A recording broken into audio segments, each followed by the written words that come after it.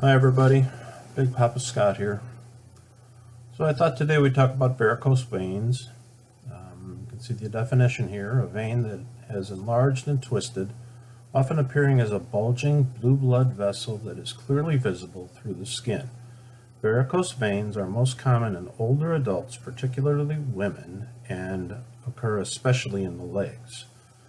So I'm sure you've seen these if you don't have a few. I am 56 years old. I'm lucky enough not to have any, but usually when you get up into your 50s and 60s, you start seeing a few of them. And I'll explain how a varicose vein actually ends up being the way it is and how it looks. So we'll get to that. As you can see here, this is a picture of a normal artery and a normal vein. The artery is as you can see, the wall is much thicker because it's under a higher pressure. So the artery is taking blood away from the heart, as you remember, and the vein is taking blood to the heart. Now this is under a much lower pressure, so you can see that the wall of the vein is actually, you can see here, the wall of the vein is actually much thinner as compared to the artery, which is much thicker. Alright, that's because of the pressure difference and how it has to put up with it. So here you can see what's most important in varicose veins, which is a valve. And here's one of the valves in a vein, and you can see how it opens and closes. So this leaflet would open towards the wall when blood goes through, and this leaflet would do the same. It would open and let the blood through. And then as the heart beats, the blood has a tendency to want to drop back down because of gravity. So it wants to kind of come back down, but the valve stops it. So that's the ideal vein. That's when you're nice and young and you have no problems with your veins. And the vein will, the valve will stop the blood from falling back. So obviously that would be a healthy vein and a healthy artery. So let's take a look at an abnormal one. Okay, so here we have a varicose vein next to a normal vein. So here's the leg, obviously, and you can see down here they have marked a varicose vein, and you can see how twisted it is and kind of bulging as compared to the normal vein. And this is what happens when you start to get varicose veins, which is where the valves start to fail. You can see how this valve is not working right. It's not closing all the way. And blood cells are just dropping back down. And what they will do is they will drop back down until they find a normal valve. So let's say the vein starts to get normal again here, and a normal valve will close all the way and stop that, the red blood cells from dropping down into the next part of the vein. And when that happens, then this becomes a healthy vein down here and doesn't bulge out. The varicose veins will obviously get much bigger, as you can see here. This is much bigger than this, obviously, this part of the vein. And it causes that bulging, and as it bulges, it also, remember, this is a two-dimensional image. So if you imagine a three-dimensional image, it's going to actually get wider and higher, and it will get closer to the surface of the skin. And that's why you see the blueness of a vein as it gets closer to the skin, and you can see these varicose veins relatively easily in most patients. Now there is a relatively new, I guess it's not that new, procedure that they use now that actually uses a drug. I'm not sure exactly what kind of drug it is, but they actually take a needle, and they inject medication into the vein in these areas, and it shrinks the vein down to almost nothing, so that it basically is not working. And the amazing thing about the body is the body will find a way to reroute that vein, maybe in a smaller vein, back up to the heart. And as that reroutes and becomes, kind of goes around that varicose vein that used to be there, that's now closed off because of the injection, these veins will start to enlarge to carry the blood flow, the extra blood flow that is now put upon them because the varicose vein is gone. So, like I said, this is a relatively new procedure. They do it usually under ultrasound guidance, so they put a probe on and the doctor puts the needle in and knows exactly where they are, and then they do the injection, and it kind of crushes or squeezes down the varicose vein. I'm not, like I said, I wish I could remember the drug. I guess I'm getting older than I think. So, but it does shrink the vein down. From what I hear, it's a little bit painful, but it does work in most cases, and they can use it for big varicose veins, and they can use it for those little spider veins that you see, usually around an ankle or something of that nature, maybe up in the calf. They can use them for those too. And the spider veins are obviously littler and they look like spider legs. That's how they got the name. So it is an option for treatment, which is good, because for years they didn't have that. And there was obviously a big problem, well, not obviously, but for most people there's a big problem with varicose veins, and I'll show you that in just a second here.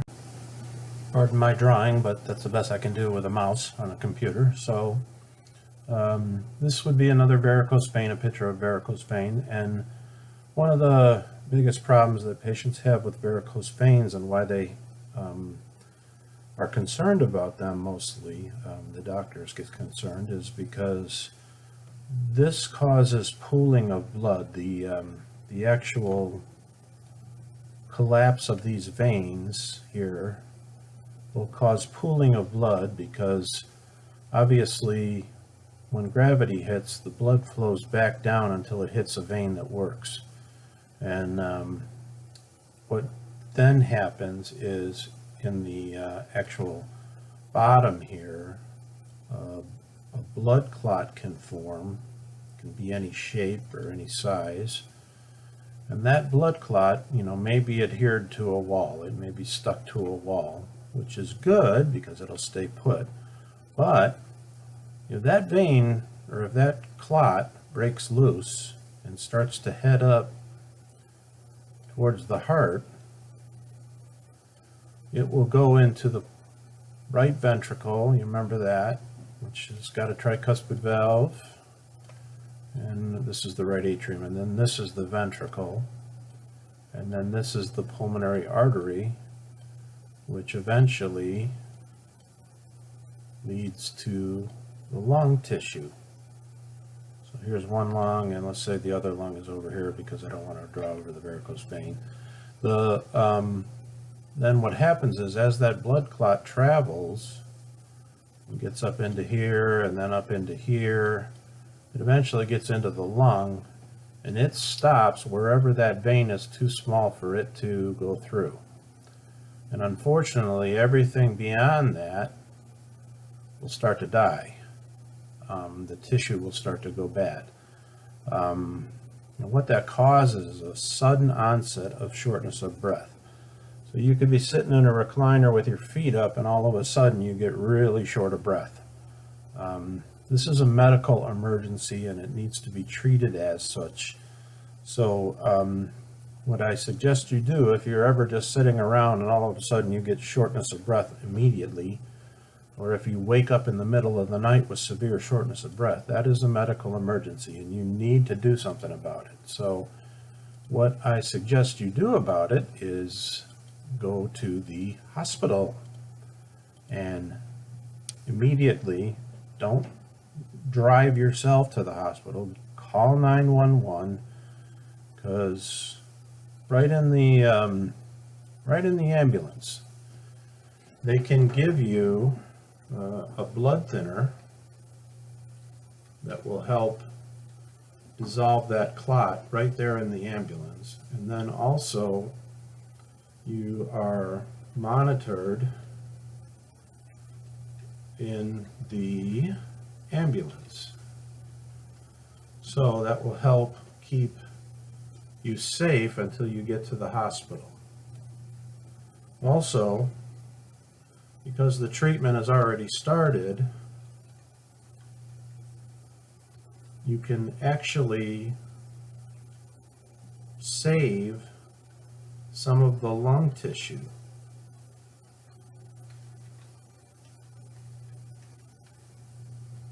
And if you do that, then you won't have a problem with shortness of breath for the rest of your life. Okay? So, a blood thinner, obviously, is administered right in the ambulance. Usually something called heparin.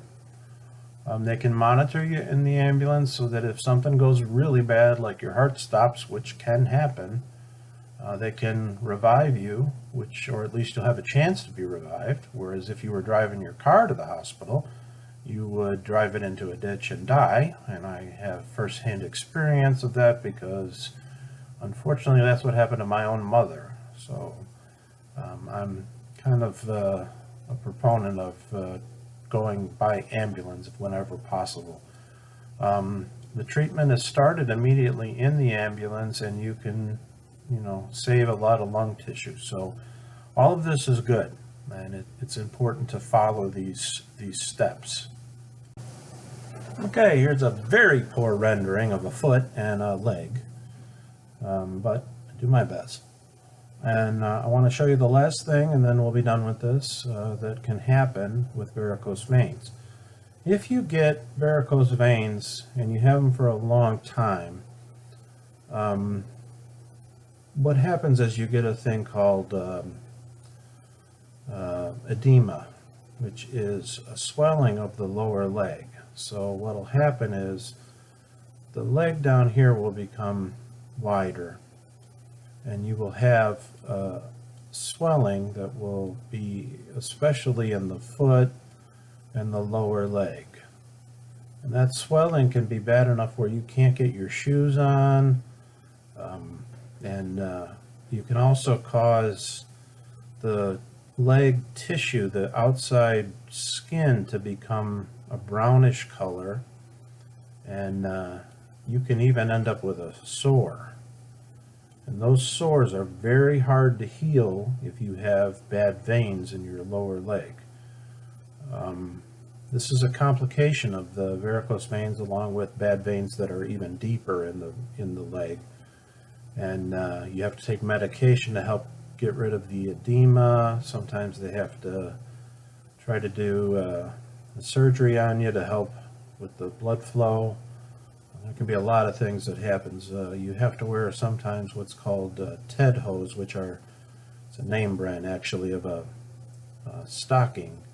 And that stocking wraps very tightly around the leg. And by tightly, I mean it's really hard to get them on. I had to have them on after a knee surgery, after a knee replacement actually. And they're not easy to get on, let me tell you. They're not very attractive either. They weren't my style, so to speak. Anyhow, they will help compress the leg and help with the venous return that goes back to the heart. So that's kind of an advantage to have those stockings. So if you're noticing swelling in your legs, first thing you need to go see is, you need to go see the doctor and see what's causing it. This can also be a sign of heart failure. So obviously, you would rather have the vein problem than the heart failure, but you need to check that out first and make sure you know which one you have. And then they can prescribe the right kind of medication to release some of this fluid and get it out of the tissues and hopefully get the swelling down in your legs. And then you'll probably stay on that medication for the rest of your life, depending upon, what's causing the problem. So that's varicose veins in a nutshell. I hope you got something out of this video, and we'll see you the next time.